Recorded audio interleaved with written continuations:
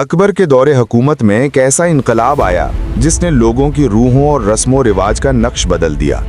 एक फरमान आया कि मशाइख़ तरीक़त को बराह रास्त बैत लेने की इजाज़त नहीं रहेगी, यानी जो लोग रूहानी रहनुमाओं के दस्ते निवाज से अपनी राह निकालते थे उनके लिए नए कवानीन सख्त हो गए।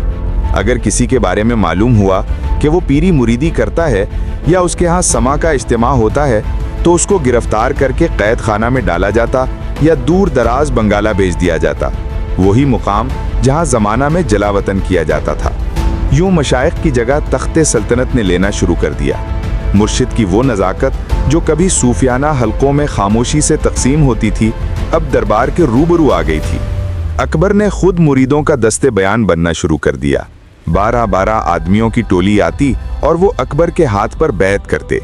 ये बैत किसी सरकारी रस्म की मानंद थी। हाथ पर हाथ, आंखों में अहद और दिल में अकबर के लिए एक नई किस्म की वफा।